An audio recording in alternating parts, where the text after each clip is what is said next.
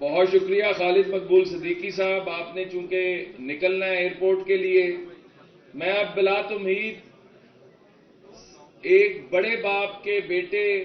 مجاہد کشمیر، مجاہد اول آزادی کشمیر کے لیے سردار عبدالقیوم کے فرزند سابق وزیر اعظم آزاد کشمیر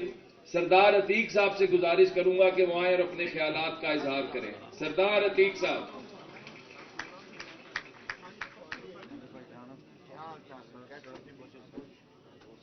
نحمده ونصلي على رسول الكريم منتظمین محفل، شرکائے محفل، اس محفل میں موجود محترم خواجہ آصف صاحب، سردار ایاز صادق صاحب، محترم حامد میر صاحب،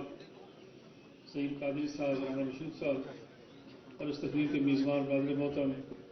خواجہ سعد رفیق صاحب، خواجہ سلمان رفیق صاحب، سیاسی اور سماجی کارکنان، پریس کے نمائندگان، خواتین و حضرات، میں خواجہ صاحب کے حکم پر راولپنڈی سے حاضر ہو رہا ہوں۔ کسی راستے میں تاخیر ہو گئی، اس کے لیے میری معذرت چاہتا ہوں، اور میرے اپنے لیے بھی ضروری تھا کہ میں شروع سے لے کے سارے احباب کے خیالات سنتا، اور مجھے معلوم ہوتا کہ آج خواجہ رفیق شہید کی برسی کے موقع پر خواجہ صاحب کو خراج عقیدت پیش کرنے کے لیے اس تسلسل کو جس طرح خواجہ سعد رفیق صاحب نے اور خواجہ سلمان رفیق صاحب نے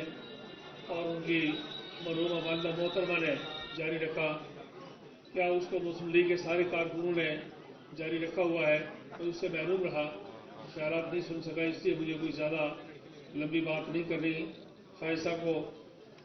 شہید خواجہ صاحب کو خراج عقیدت پیش کرنا ہے، اور خواجہ صاحب رفیق صاحب کو خراج تحسین پیش کرنا ہے کہ انہوں نے اس تسلسل کو قائم رکھا۔ میں احمد میر صاحب کی گفتگو سے مستفید ہوا، اور مجھے اچھا لگا کہ ان کی گفتگو کے دوران مجھے ایک تو یہ خیال آیا کہ میں نے یہ جانا کہ گویا یہ بھی میرے دل میں ہے۔ انہوں نے جمہوریت کی، معمولیت کی تعریف اور ان مختلف ادوار میں ہونے والے ان شیخ افراد کا ذکر کیا، اور ساتھ ہی ساتھ مجھے صادق بخاری مرحوم کا ایک شعر یاد آیا۔ انہوں نے کہا کہ حق بات کا اظہار اگر زہر ہے صادق، یہ زہر بھی امرت ہے مجھے زہر پلا دے۔ حق بات کا اظہار اگر زہر ہے صادق، یہ زہر بھی امرت ہے مجھے زہر پلا دے۔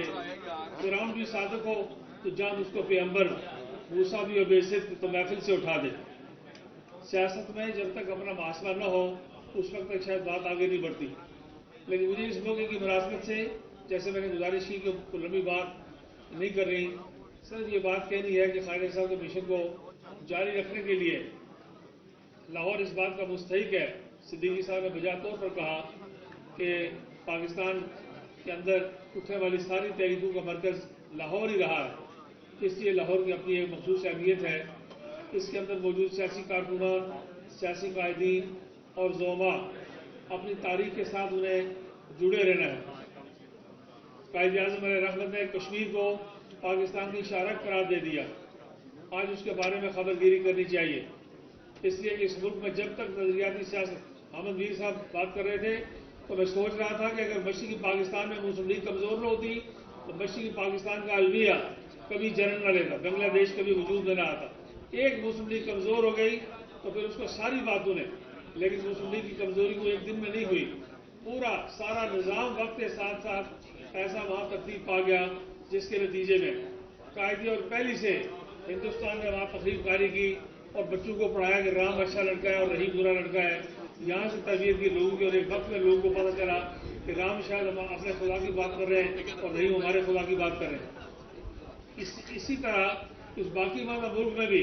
نظریاتی قوتوں کا ساری دنیا کے اندر جو بنیادی نظریاتی قوتیں ہیں ان کا ایک مستقل کردار رہا ہے، اور اس ملک کے اندر سے اس کو مائنس نہیں کیا جا سکتا۔ یہ اور بات ہے کہ ہماری داخلی کمزوریوں کو دیکھ کر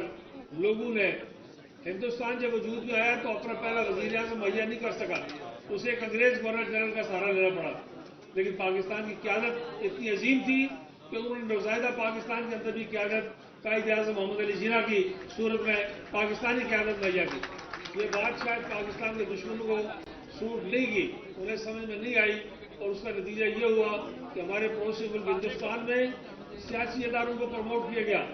اور یہاں پر سیاسی اداروں کے ساتھ علاقائی اور عالمی سطح پر وہ دلچسپی نہیں لی گئی جس کے نتیجے میں پاکستان مستحکم ہوتا. یہ بات یاد رکھیے کہ تجربات مختلف ہیں، جمہوریت کے بھی ہیں، پارلیمانی جمہوریت کے بھی ہیں، صدارتی جمہوریت کے بھی ہیں، لیکن یہ بات یاد رکھیے کہ وہ سقراط سے کسی نے پوچھا تھا کہ عالم اور جاہل کے درمیان فرق کیا ہے،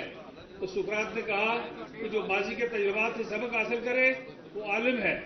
اور جو ماضی کے تجربات کی موجودگی میں اپنے تجربات کرے وہ جاہل ہے. اس بات پر ہمیں غور کرنا ہے کہ ہم کتنے تجربات ہیں جن کو مڑ مڑ کے کر رہے ہیں. لازم ہے اس ملک کے اندر صوبائی یکجہتی ہو، لسانی یکجہتی ہو. لازم ہے اس ملک کے اندر اندرونی خطرات کو بھانپ لیا جائے، وقت پہ بھانپا جائے اور ان کا تدارک کیا جائے. لازم ہے اس ملک کے اندر کچھ ایسی مشترکات تلاش کی جائے جس پر حکومت ہو یا اپوزیشن، مذہبی جماعتیں ہوں یا سیاسی جماعتیں، وہ تمام کی تمام اس بات پر متفق ہوں کہ یہ جو اسپیکٹس ہیں ملک کی پالیسی کے، اس میں ہم سب اکٹھے ہو کے چل رہا ہے. باقی اپنا اپنا بجائے اپنے درمیان لڑنے کے اپنے اپنے وقت پر اپنے اپنے الیکشن لڑیے، اپنے اپنے وقت پر اپنی اپنی جمہوریت کو پروموٹ کریں، اپنے وقت پر جماعت کی اہمیت ہے اس کی بات کریں، لیکن پاکستان کو مقدم جا رہے ہیں. اور اس بات پر یہ بات طے کر لیں کہ قائد اعظم نے کہا تھا کہ دنیا کی کوئی حکومت پاکستان کو انڈو نہیں کر سکتی. یہ ذمہ داری اب آپ کے اور ہمارے سر ہے. میں اس بات کی پوری توقع رکھتا ہوں کہ ماضی بعید سے لے کر ماضی قریب تک یہ بہت اچھا موقع ہے کہ ایک ایسے شخص کی برسی سعد رفیق صاحب، سلمان رفیق صاحب اور ان کے ساتھی اس کا اہتمام کر رہے ہیں اور دیگر کارکنان اس کا اہتمام کر رہے ہیں کہ جس شخص نے جمہوریت کے لیے جان دی، ملک کے استحکام کے لیے جان دی، ملک کی سلامتی کے لیے جان دی، نظریات کے لیے جان دی اور بڑی طاقتور نظام کے آگے بھی ہتھیار پھینکنے سے انہوں نے انکار کر دیا. یہ سلسلہ جاری رکھنا ہے اور جاری رہنا چاہیے. ایک کشمیری مسلمان ہونے کے ناطے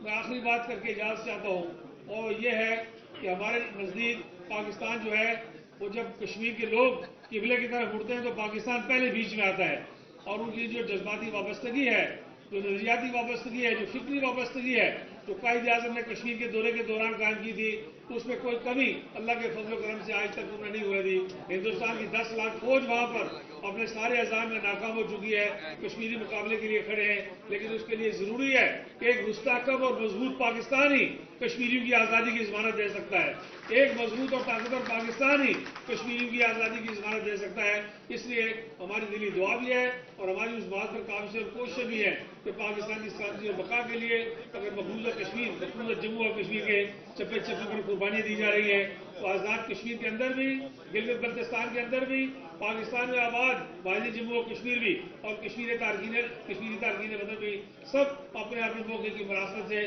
اپنے حصے کا حق ادا کریں. میں اسی کے ساتھ ایک بار پھر دل کی گہرائی سے شکریہ ادا کرتا ہوں اور خالد صاحب آپ کو، سلمان رفیق صاحب آپ کو اور سارے ساتھیوں کو دل کی گہرائی سے خراج تحسین پیش کرتا ہوں. یہ خالد صاحب کا مشن بھی آپ نے زندہ رکھا، طالب علمی کے زمانے میں، جوانی کے زمانے میں، ابتدائی سیاست میں اور اس قومی سیاست میں بھی آپ نے ان ساری باتوں کا خیال رکھا جن باتوں کا ایک سیاسی کارکن کو، نظریاتی کارکن کو خیال اور تسلسل قائم رکھنا چاہیے. کشمیر بنے گا پاکستان، پاکستان پائندہ باد. وآخر دعوانا الحمدللہ رب العالمین.